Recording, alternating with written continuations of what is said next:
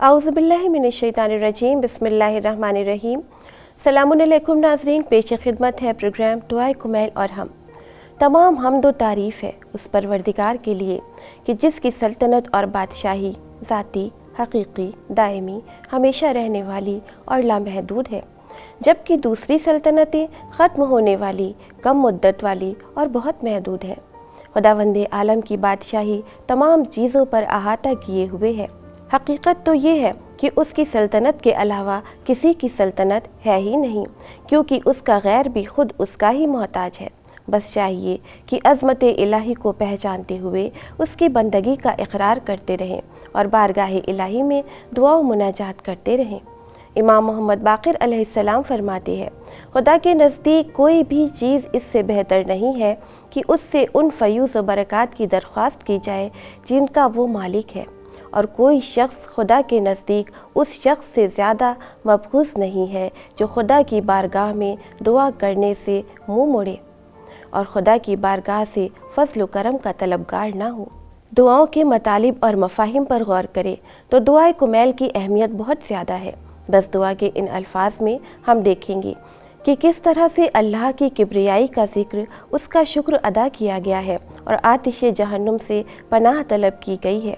इस तरह कि और ये बात मेरी समझ में नहीं आती, ऐ मेरे सरदार, ऐ मेरे खुदा, कि तू आतिश जहन्नुम को उन चेहरों पर मुसल्लत करेगा जो तेरी अज़मत के लिए तेरे हुजूर सजदा रेज़ है।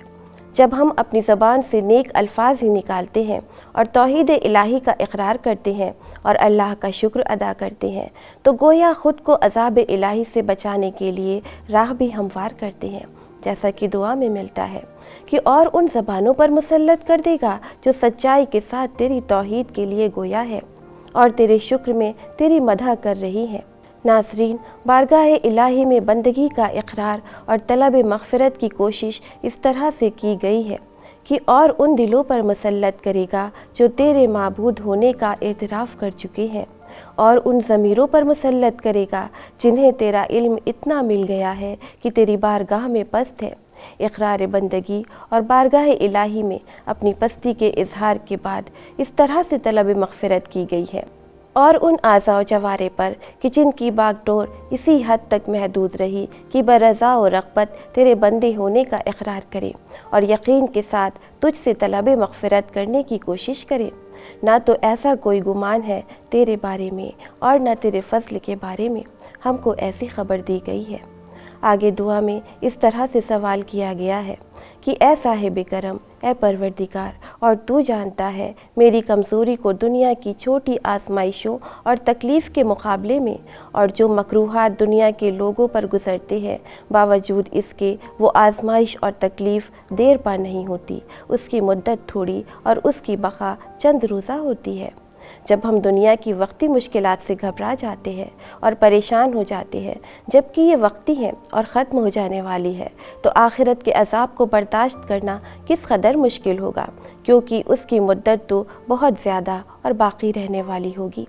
बस इस बात की तरफ तवज्जो करते हुए दुआए कुमैल के अल्फाज में इस तरह से सवाल किया गया है कि तो भला मुझसे आखिरत की बला और वहाँ की बड़ी बड़ी मुश्किलात क्यों कर बर्दाश्त होंगी, जबकि वहाँ की बला की मुद्दत तूलानी और उसका क़याम दवामी होगा, और यकीनन हम अज़ाब इलाही को बर्दाश्त करने की ताकत नहीं रखते। बस चाहिए कि आखिरत के अज़ाब से बचने के लिए दुनिया में ही नेक अमल अंजाम दे, और जो उसमें होगा उसके अज़ाब की तख़फ़ीफ़ ना होगी, इसलिए कि वो अज़ाब तेरे गज़ब, इंतकाम और गुस्से के सबब से होगा, और तेरे गुस्से को न आसमान बर्दाश्त करता है न ज़मीन। यकीनन परवरदिगार अपने बंदों पर बड़ा मेहरबान है। सूरह शौरा की आयत नंबर 104 में ऐलान परवरदिगार हो रहा है, और तुम्हारा परवरदिगार सब पर गालिब भी है और मेहरबान भी है।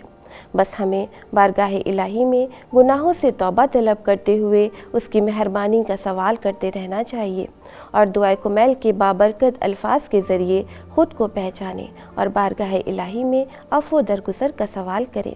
इसी के साथ अब मुझे इजाज़त दीजिए, इंशाअल्लाह फिर मिलेंगे। दुआओं में याद रखिएगा। तब तक के लिए खुदा हाफ़िज़।